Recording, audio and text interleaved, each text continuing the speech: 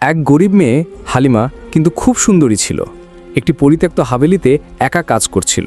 সেই হাভেলিতে একটি জিন কয়েকশো বছর ধরে কোনো সুন্দরী মেয়ের খোঁজে ছিল। জিন হালিমাকে সম্পদের লোভ দেখিয়েছিল এবং তার প্রেমে সবকিছু ভুলে গিয়েছিল। সে নিষ্পাপ মেয়েটির সাথে যা করেছিল তা দেখলে আপনার আত্মা কেঁপে উঠবে। এটি নুরাবাদের একটি পুরানো মাটির বাড়িতে বসবাসকারী হালিমার জীবনের গল্প, যার জীবন কোনো পরীর মতো ছিল না। তার মুখে নিষ্পাপতা এবং চোখে আলো ছিল, কিন্তু পরিস্থিতি তার হাসি চুরি করে নিয়েছিল। তার প্রতিটি দিন ছিল একটি সংগ্রাম। অসুস্থ মায়ের যত্ন, খালি পাত্র, ভাঙা ছাদ এবং মনে আশার শিখা। হালিমার মা ফাতিমা বিবি ছিলেন একজন নেকদিল মহিলা, কিন্তু গত 4 বছর ধরে অসুস্থ হয়ে বিছানায় পড়েছিলেন। শরীর জরাজীর্ণ, ওষুধের টাকা নেই এবং কোনো নিকটাত্মীয় কাছে আসত না। ঘরের খরচের কোনো উপায় ছিল না। অনেক রাত ক্ষুধার্ত পেটে কেটে যেত, কিন্তু হালিমা কখনো তার রবের কাছে অভিযোগ করত না। প্রতি সকালে ফজরের আজানে উঠত, তার পুরানো জায়নামাজে সেজদা করত, তারপর কুরআন পাক তেলাওয়াত করত। তার দোয়ায় একটাই প্রার্থনা ছিল, হে আল্লাহ, আমার মাকে সুস্থতা দান করো এবং আমাদের হালাল রিজিকের ব্যবস্থা করে দাও। গ্রামের অনেকে তাকে খারাপ পথের পরামর্শ দিয়েছিল। কেউ বিয়ের লোভ দেখিয়েছিল, কেউ দাসী হওয়ার প্রস্তাব দিয়েছিল, কিন্তু হালিমা প্রতিবার একটাই উত্তর দিত, আমার রব যা লিখেছেন তাই ভালো, আমি আমার ধৈর্য বিক্রি করতে পারি না। তারপর একদিন গ্রামের এক বৃদ্ধা তাকে বলল, জঙ্গলের ধারে একটি পরিত্যক্ত হাভেলি আছে, যেখানে বছরের পর বছর কেউ টেকেনি, কিন্তু এখন মালিকরা শহরে আছেন এবং সেখানে কাজের জন্য লোক প্রয়োজন, পরিশ্রমের ভালো টাকা দেওয়া হয়। হালিমা তার মায়ের চোখের দিকে তাকাল, দুর্বলতা, ব্যথা এবং অসহায়তা। সে সিদ্ধান্ত করল, যদি হাভেলিতে শয়তানও থাকে তবে আমি আল্লাহর কালিমা এবং তেলাওয়াত নিয়ে যাব। মায়ের কাছ থেকে অনুমতি নিল। 2টি রুটি এবং কুরআনের একটি ছোট বই ঝোলায় নিয়ে এমন এক পথে রওনা হলো যেখানে তার ধৈর্য এবং ঈমানের সবচেয়ে বড় পরীক্ষা হতে চলেছিল। হালিমা যে হাভেলির দিকে যাচ্ছিল তার নাম ছিল শামসি হাভেলি, যা একসময় জমিদার নবাব জৈনুল আবেদিন শামসির বাসস্থান ছিল। প্রায় 100 বছর আগে এই হাভেলি গ্রামের সবচেয়ে জাঁকজমকপূর্ণ ভবন ছিল। মার্বেলের দেয়াল, বড় বড় ঝাড়বাতি, বাগান এবং ঝর্ণা। নবাব সাহেব খুব ধনী ছিলেন, কিন্তু তার একমাত্র সন্তান ছিল একটি মেয়ে, জুলেখা। বলা হয় জুলেখা ছিল অসাধারণ সুন্দরী কিন্তু খুব অহংকারী। একদিন তার বিয়ে একজন শরীফ কিন্তু গরিব ছেলের সাথে ঠিক হয়, যাকে সে পছন্দ করত না। সেই রাতেই জুলেখা নিজেকে হাভেলির সবচেয়ে উঁচু ঘরে তালাবদ্ধ করে এবং সকালে তার লাশ ঝাড়বাতি থেকে ঝুলন্ত অবস্থায় পাওয়া যায়।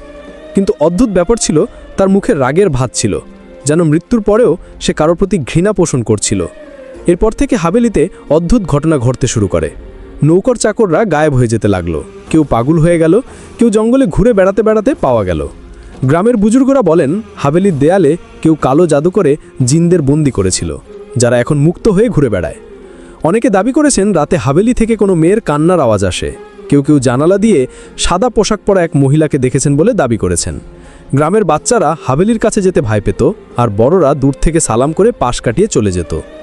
বলা হয় যারা সেখানে কাজ করতে গেছে তারা বেশি দিন টিকতে পারেনি, কেউ ভয়ে কাজ ছেড়ে দিয়েছে আর কেউ চিরতরে গায়েব হয়ে গেছে। কিন্তু হালিমা যখন এসব শুনল তখন সে শুধু একটি কথাই বলল, যদি এই হাভেলি জিনদের হয় তবে আমার রব ও রব্বুন নাস, মালিকিন নাস, ইলাহিন নাস। এই বিশ্বাস নিয়েই সে হাভেলির ফটকে প্রবেশ করল, যেখানে দেয়ালের ফাটলের সময় লুকিয়েছিল এবং হাওয়ায় জুলেখার অভিযোগ এখনও প্রতিধ্বনিত হচ্ছিল। শামসি হাভেলির দেয়ালে বাস করা সেই অদৃশ্য ছায়া কোনো সাধারণ জিন ছিল না। তার নাম ছিল কামিল, এবং সে পুরোপুরি জিনও ছিল না, পুরোপুরি মানুষও ছিল না। সে সেই আধ্যাত্মিক জিনদের একজন ছিল যারা আগে ইবাদতকারী এবং ফেরেশতাদের মতো পবিত্র ছিল। তারা আল্লাহর সাথে গভীর সম্পর্ক ছিল এবং সে জান্নাতে প্রবেশকারী জিনদের তালিকায় ছিল। কিন্তু শত শত বছর আগে একটি পরীক্ষায় সে ভেঙে পড়েছিল। কামিল একটি মানবীয় মেয়ের প্রতি আধ্যাত্মিক প্রেমে পড়েছিল। সেই প্রেমে সে এতটাই ডুবে গিয়েছিল যে যখন সেই মেয়ে অন্যের সাথে বিয়ে করে তখন কামিল তার রবের কাছে অভিযোগ করে, তুমি আমার হৃদয়ে প্রেম জাগিয়েছ, তবে তাকে আমার থেকে দূরে কেন করলে? এই অভিযোগ তাকে আধ্যাত্মিক জিনের আত্মা থেকে বের করে দুনিয়াবি প্রেমে ডুবে যাওয়া ইবলিসের সীমানায় নিয়ে যায়। সে তরপাতে তরপাতে সেই হাভেলিতে এসেছিল যেখানে জুলেখার ঘৃণা এবং মৃত্যুর অভিশাপে হাভেলির দেয়াল ইতিমধ্যেই শয়তানি শক্তিতে ভরে গিয়েছিল। সেখানে কামিল বছরের পর বছর একা ঘুরে বেড়াতো, একটি আত্মা যা প্রেমের নামে ভেঙে গিয়েছিল। যখন হালিমা প্রথমবার হাভেলিতে প্রবেশ করে তখন তার কণ্ঠ, তার তেলাওয়াত, তার ধৈর্য এসব কামিলের ভাঙা অস্তিত্বের শান্তির মতো প্রবেশ করতে শুরু করে। সে প্রতিদিন লুকিয়ে তাকে দেখত যখন সে তার মায়ের জন্য তসবিহ পড়ত, যখন সে ঝাড়ু দিতে দিতে কোরআনের আয়াত মৃদুস্বরে আবৃত্তি করত, যখন সে রাতে চোখের জলে দোয়া পড়ত। কামিলের কাছে এটি কোনো সাধারণ মেয়ে ছিল না। এই প্রেম শারীরিক ছিল না, বরং এটি তার আত্মার সেই ফাঁকা অংশ পূরণ করছিল যা শতাব্দীর পর শতাব্দী ধরে একা ছিল। কিন্তু একটি জিনের মানুষের প্রতি প্রেম, তাও আল্লাহর বান্দির প্রতি, এই প্রেম কি পবিত্র ছিল নাকি এটি আবার একটি পাপের শুরু? কামিল নিজেই এই দ্বন্দ্বে আটকে গিয়েছিল, কিন্তু এবার সে প্রেম পাওয়ার জন্য সব সীমা অতিক্রম করতে প্রস্তুত ছিল, কিন্তু হালিমার জন্য নয়, বরং নিজেকে পরিপূর্ণ মনে করার জন্য। আর এখান থেকেই শুরু হলো একটি যাত্রা যেখানে প্রেম এবং সৃষ্টির মধ্যে পার্থক্য মুছে যেতে শুরু করলো। শামসি হাভেলিতে হালিমার আগমনের মাত্র কয়েকদিন হয়েছিল, কিন্তু কামিলের পাগলামি প্রতিদিন বাড়ছিল। সে প্রতি মুহূর্তে তাকে দেখত, তার কাছাকাছি থাকত, কিন্তু কখনো নিজেকে দেখাতো না। তার প্রেমের ধরন ছিল অদ্ভুত। হালিমাকে ভয় দেখানো নয়, বরং প্রেম এবং স্বস্তির মাধ্যমে তাকে নত করা। এক রাতে যখন হালিমা তার মায়ের ওষুধ কেনার জন্য কাঁদছিল, তখন আলমারির দরজা নিজে থেকে খুলে গেল এবং একটি থলি মাটিতে পড়ল। তাতে সোনার মুদ্রা ছিল। হালিমা ভয় পেয়ে গেল। সে বুঝতে পারল এটি মানুষের দয়া নয়। ভয়ে ভয়ে কোরআনের তেলাওয়াত শুরু করলো, কিন্তু মুদ্রাগুলো সেখানেই পড়ে রইল। সেই রাতেই তার স্বপ্নে একটি আওয়াজ এলো, এটি তোর জন্য হালিমা, শুধু তোর হ্যাঁ চাই, তুই আর তোর মা জীবনভর কোনো কষ্ট পাবে না। হালিমার চোখ খুলে গেল এবং সে তৎক্ষণাৎ সেজদা করল। হে রব্বি, তুমি আমাকে যে ধৈর্য ও গর্ব দিয়েছ তাই আমার জন্য যথেষ্ট। আমার কোনো অদৃশ্য হেফাজতের প্রয়োজন নেই, আমার তোমার সাহায্য চাই, কোনো জিনের উপকার নয়। পরের দিন হাভেলির দেয়ালগুলো সুগন্ধে ভরে উঠল। বিছানায় রেশমি চাদর, টেবিলে গোলাপ এবং মায়ের ওষুধগুলো নিজে থেকে এসে গেল। হালিমা সব কিছু সরিয়ে ফেলল, সূরা বাকারা তেলাওয়াত করল এবং কঠোরভাবে বলল, যদি এসব কোনো লুকানো মাকলুকের পক্ষ থেকে হয় তবে শোনো, আমি আল্লাহর বান্দি, অন্যটারও নই। এই প্রথমবার কামিল কোনো মানুষের কাছ থেকে এত ধৈর্য, বিশ্বাস এবং আত্মমর্যাদার সাথে প্রত্যাখ্যান পেল। সে বিরক্ত হয়ে উঠল, কিন্তু হালিমার দোয়ার শক্তির কাছে পিছু হটল। সেই রাতে হালিমা তার মায়ের পায়ে হাত রেখে দোয়া করল, হে আল্লাহ, তুমি গরিবদের সাহায্যকারী, তুমি আমার এবং আমার মায়ের রব। তুমি চাইলে কোনো জিন বা মানুষ ছাড়াই আমার সমস্যা দূর করতে পারো। পরের সকালে গ্রামের একজন ভালো মানুষ, হাফিজ আরমান সাহেব, হঠাৎ হাভেলিতে এলেন এবং বললেন, বেটি, আমার হৃদয়ে অদ্ভুত এক টান অনুভব করলাম। মনে হলো কোনো পবিত্র আত্মার সাহায্য প্রয়োজন। হালিমার চোখে জল এলো। কামিল দেখছিল এবং এখন তার প্রেমের সামনে একটি নতুন চ্যালেঞ্জ এসে গিয়েছিল। হালিমার আল্লাহর ওপর অটল বিশ্বাস। হাফিজ আরমান যখন হাভেলিতে পৌঁছলেন তখন হালিমা তাকে সব কিছু বলল, সোনার থলি, স্বপ্নে আওয়াজ, রেশমি চাদর এবং মায়ের ওষুধ। হাফিজ আরমান গভীর নিঃশ্বাস নিয়ে বললেন, বেটি হালিমা, তুমি যে পরীক্ষার মধ্য দিয়ে যাচ্ছ তা শুধু তোমার নয়, এটি প্রত্যেক মুমিনের গল্প যে তাওয়াক্কুলের আসল অর্থ বোঝে না। মনে রেখো, যে আল্লাহর উপর ভরসা করে আল্লাহ তার জন্য যথেষ্ট। তারপর তিনি বোঝালেন, তাওয়াক্কুলের অর্থ শুধু দোয়া করা নয়, বরং এই বিশ্বাস রাখা যে সাহায্য কেবল সেখান থেকেই আসবে যেখান থেকে কেউ দেখতেও পায় না, শুধু আল্লাহর পক্ষ থেকে। হালিমা চোখের জলে মাথা নাড়ল। হাফিজ আরমান তাকে শয়তানি প্রলোভন থেকে বাঁচার উপায়ও বললেন। যখনই কোনো অজানা আওয়াজ বা লোভ অনুভব করবে, আউযু বিল্লাহি মিনাশ শাইতানির রাজিম পড়ো এবং সূরা ফালাক এবং সূরা নাস তেলাওয়াত করো। এই দুটি সূরাকে মুআওয়াজাতাইন বলা হয়। এগুলো সব ধরনের মন্দ থেকে আশ্রয় দেয়। তিনি হালিমাকে একটি ছোট তাসবিহ দিলেন এবং বললেন, যখনই ভয় লাগবে ৩৩ বার ইয়া হাফিজ বা ৩৩ বার ইয়া মুত্তাকাব্বির পড়ো। আল্লাহর হেফাজত তোমার চারপাশে ঢাল হয়ে যাবে। হালিমা জিজ্ঞাসা করল, কিন্তু হাফিজ আরমান, জিন কি সত্যিই আছে? তারা কি আমাদের মানুষের ক্ষতি করতে পারে? হাফিজ আরমান হাসলেন এবং বললেন, হ্যাঁ, জিনের অস্তিত্ব কোরআন দ্বারা প্রমাণিত। সূরা আল জিন পুরোটাই জিনদের সম্পর্কে। নবী পাকও জিনদের দাওয়াত দিয়েছিলেন এবং তাদের কোরআন শুনিয়েছিলেন। কিন্তু যে জিন শয়তানের পথে থাকে তারা মানুষকে প্রলোভন এবং ধোঁকার মাধ্যমে পথভ্রষ্ট করে।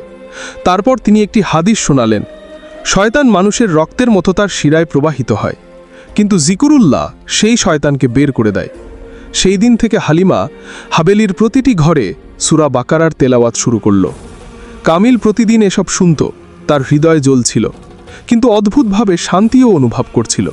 প্রথমবারের মতো তার মনে হলো, হালিমার প্রেম পেতে হলে তাকে হালিমার রবের সাথে সংঘর্ষ নয়, বরং তাকে বুঝতে হবে। নুরাবাদ গ্রামের মসজিদের কাছে একটি পুরনো নিমগাছের ছায়ায় বসে এক বৃদ্ধ প্রায়ই তাসবিহ ঘরাতেন। তার নাম ছিল হাফিজ আরমান। বয়স ৬৫ বছর, কিন্তু চোখে আলো আর হৃদয়ে সেই জোশ ছিল যা যুবকদেরও হার মানায়। গ্রামে কেউ অসুস্থ হলে, কারো ফাতিহা পড়াতে হলে, কারো সন্তানের শিক্ষার কথা হলে লোকেরা প্রথমে হাফিজ আরমানের কথা মনে করত। তার প্রতিটি কথা কোরআন এবং হাদিসের সাথে বাঁধা থাকত। তার কণ্ঠে এমন আধ্যাত্মিকতা ছিল যে হালিমার মতো মেয়েরা তার সামনে বসে তেলাওয়াত শিখত এবং বৃদ্ধরা তার দোয়ায় শান্তি পেত। এক রাতে তিনি তাহাজ্জুদের নামাজে মশগুল থাকার সময় তার হৃদয়ে এক অস্থিরতা অনুভব করলেন, যেন কোনো পবিত্র আত্মার সাহায্য প্রয়োজন। তিনি তৎক্ষণাৎ জিনিসপত্র গুছিয়ে কোরআন পাক এবং আধ্যাত্মিক বই নিয়ে হাবেলির দিকে রওনা হলেন। হালিমা তাকে দেখে অবাক হলো।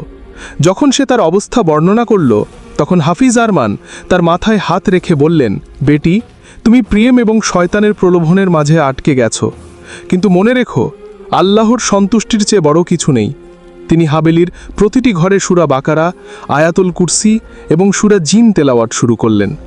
হাফিজ আরমান তাকে একটি পবিত্র পানির বোতল দিলেন, যার ওপর তিনি ৪১ বার সূরা ফাতিহা এবং সূরা ইখলাস পড়েছিলেন।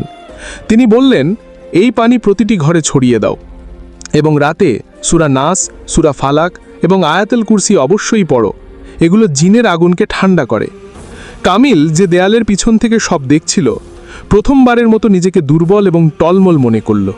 তার জন্য এটি শুধু একজন হাফিজ নয়, বরং একজন আধ্যাত্মিক যোদ্ধা ছিল যে শুধু কথায় নয়, কালামুল্লাহর আলোয় লড়াই করছিল। হাফিজ আরমান এখন হালিমার তত্ত্বাবধানে ছিলেন। তিনি তাকে শুধু জিন থেকে নয়, প্রতিটি পথ থেকে রক্ষা করতে চেয়েছিলেন যা তাকে আল্লাহ থেকে দূরে নিয়ে যেতে পারে।